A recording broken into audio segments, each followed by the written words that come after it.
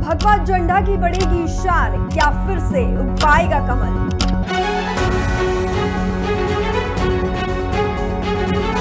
अखिलेश की साइकिल होगी पंचर या जिन्ना का जिन करेगा कमाल। चुनावी करवट बदलेगा या मदमस्त होकर झूमेगा मायावती का हाथी। क्या बदलेगी दीदी की किस्मत, लड़कियों की मैराथन से होगी कांग्रेस मालामाल।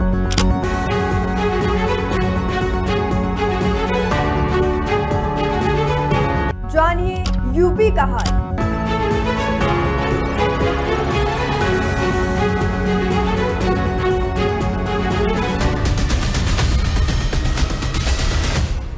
नमस्कार, आप देख रहे हैं राष्ट्र हिंदी न्यूज और मैं हूं आपके साथ वर्षा शर्मा।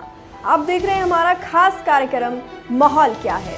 देश के 5 राज्यों में विधानसभा चुनाव के लिए प्रचार चल रहा है। सभी पार्टियां इन चुनावों को अपनी पकड़ को मजबूत करने की मुहिम में जुटी हैं। इन 5 प्रदेशों में सबसे अहम है उत्तर प्रदेश। यूपी इसीलिए भी अहम है क्योंकि दिल्ली की कुर्सी का रास्ता यहीं से होकर निकलता है। इसीलिए समय रहते यूपी में अपनी तैयारियों को पुख्ता करने के लिए सभी दल कोशिश कर रहे हैं। इसी कोशिश के तहत बुधवार को दिल्ली में गृह मंत्री अमित शाह ने यूपी के जाट नेताओं से मुलाकात की। इस मुलाकात का पश्चिमी यूपी की सियासी तस्वीर से क्या रिश्ता है, पहले हम आपको यही बताते हैं। इसके जरिए यूपी में बीजेपी सबसे बड़े सियासी विरोधी पार्टी को च्युत करने की कोशिश में है। मीटिंग बीजेपी के दिग्गज जाट नेता और सांसद प्रवेश वर्मा के घर पर बुलाई गई थी। पश्चिम यूपी के 14 जिलों के 250 से ज्यादा जाट नेताओं से गृह मंत्री ने मुलाकात की। पश्चिमी यूपी में पहले फेज में 10 फरवरी को मतदान होना है। बीजेपी के सामने साल 2017 के चुनाव के नतीजे दोहराने की चुनौती है। चुनौतियों का चक्रव्यूह इसीलिए भी मुश्किल है क्योंकि अटकलें लगाई जा रही है कि किसान आंदोलन के बाद से जाट बीजेपी से नाराज है। लिहाजा वेस्ट यूपी में जाट वोटर्स को साधने के लिए गृह मंत्री अमित शाह खुद जाट नेताओं के बीच पहुंचे और नाराजगी दूर करने की कोशिश की। वेस्ट यूपी में इस बार कांटे की टक्कर इसीलिए बताई जा रही है क्योंकि समाजवादी पार्टी और आरएलडी यानी कि राष्ट्रीय लोक दल गठबंधन से बीजेपी के सियासी गणित को काफी हद तक बिगाड़ने की कोशिश की है।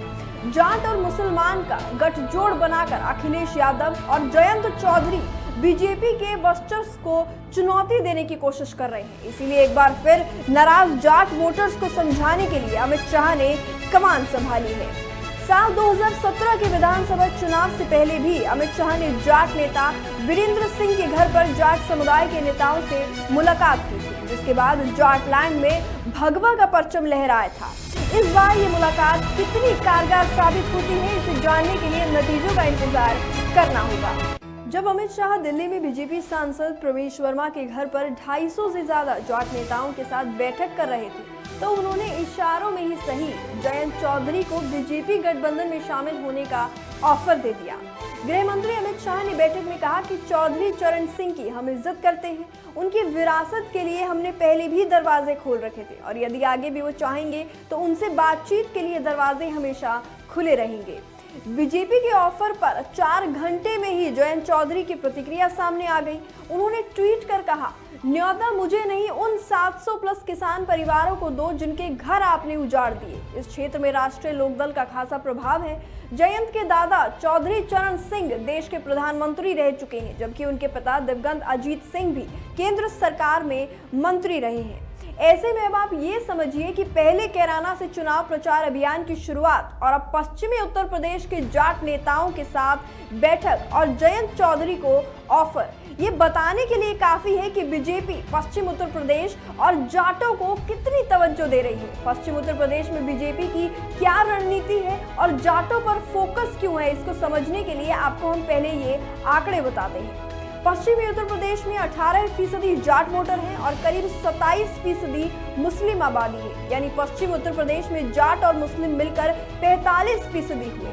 2013 में मुजफ्फरनगर में हुए दंगों से पहले पश्चिमी यूपी की राजनीतिक तस्वीर का फैसला यही जाट और मुस्लिम वोटर मिलकर करते थे। जिस पार्टी को जाट और मुसलमान वोटर मिलकर वोट देते थे, उसी पार्टी की सरकार यूपी में बनती थी। 2013 के बाद हुई तीनों चुनावों यानी 2014 के लोकसभा चुनाव, 2017 के विधानसभा चुनाव और 2019 के लोकसभा चुनाव में जाट मुस्लिम समीकरण बिगड़ा और जाटों ने बीजेपी के पक्ष में मतदान किया। इसका नतीजा क्या रहा, ये भी हम आपको बताते हैं। चुनाव दर चुनाव किसकी कितनी सीट।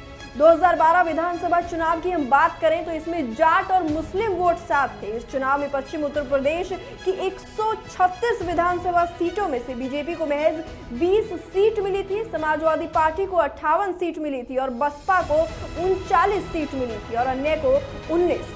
लेकिन अब हम उस पे बात करें कि मुजफ्फरनगर दंगों के बाद 2014 में तस्वीर बदली और लोकसभा चुनाव में पश्चिम यूपी की 27 लोकसभा सीटों में से बीजेपी ने 25 लोकसभा सीटें जीती।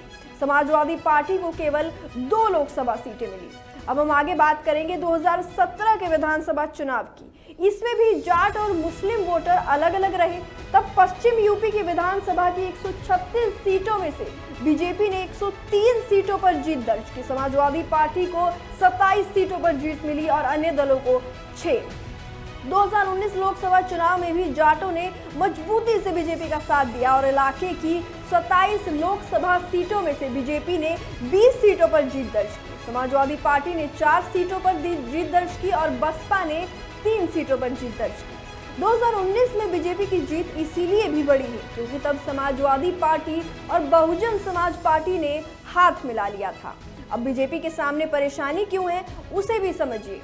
ऐसी राजनीतिक चर्चा है कि किसान आंदोलन के कारण पश्चिमी यूपी का जाट वोटर जो है वो बीजेपी से नाराज है और दूसरी बड़ी वजह है कि समाजवादी पार्टी और राष्ट्रीय लोक दल का गठबंधन हो गया है। राजनीतिक पंडितों का मानना है कि समाजवादी पार्टी और लोक दल के गठबंधन से पश्चिमी यूपी में फिर एक बार जाट और मुस्लिम वोटर साथ आएंगे और अगर ऐसा हुआ तो बीजेपी की परेशानी बढ़ सकती है। इसलिए जाट नेताओं के साथ अमित शाह बैठक कर रहे हैं। अमित शाह ने एक बार फिर कमान संभाल ली है। अब आपको ये भी बताते हैं कि आखिर इस सबसे महत्वपूर्ण मिशन को अमित शाह ने ही अपने हाथ में क्यों लिया है। दरअसल बीजेपी के यूपी का विधानसभा चुनाव मिशन 2024 की तैयारी में अभी से बीजेपी जुट गई है। इसीलिए बीजेपी अभी से यूपी में चुनावी तैयारियों में जुटी है और यूपी में चुनावी तैयारियों से अमित शाह का पुराना रिश्ता है। 2012 से अमित शाह यूपी में बीजेपी की चुनावी तैयारियों का प्रबंधन करते रहे हैं और इस प्रबंधन के नतीजे भी शानदार रहे। 2014 लोकसभा चुनाव में अमित शाह यूपी में बीजेपी के चुनाव प्रभारी थे। अमित शाह के चुनाव प्रबंधन की बदौलत बीजेपी ने यूपी में 80 में से 71 सीटों पर जीत हासिल की थी। 2017 में जब यूपी में विधानसभा चुनाव हुए तो अमित शाह बीजेपी अध्यक्ष थे। तब अमित शाह ने नेतृत्व में बीजेपी ने 312 सीटों पर जीत दर्ज की थी। 2019 लोकसभा चुनाव की बात करें तो उसमें भी अमित शाह बीजेपी के अध्यक्ष थे। तब यूपी में समाजवादी पार्टी और बसपा ने बीजेपी को रोकने के लिए गठबंधन किया, लेकिन अमित शाह की रणनीति के सामने आखिर कौन टिक पाता। इसके सामने ना ही किसी का गठबंधन टिका और ना ही किसी की रणनीति। तब भी बीजेपी ने 62 सीटों पर जीत दर्ज की थी। अमित शाह की चुनावी रणनीति और प्रबंधन का लोहा उनके राजनीतिक विरोधी भी अच्छी खासी तरह से जानते हैं। इसीलिए अब सबसे अहम रण में अमित शाह ने खुद मोर्चा संभाला है। फिलहाल के लिए इतना ही, फिर लेकर आएंगे आपके लिए एक नया एपिसोड। देखते रहिए हमारा एक खास कार्यक्रम माहौल क्या है।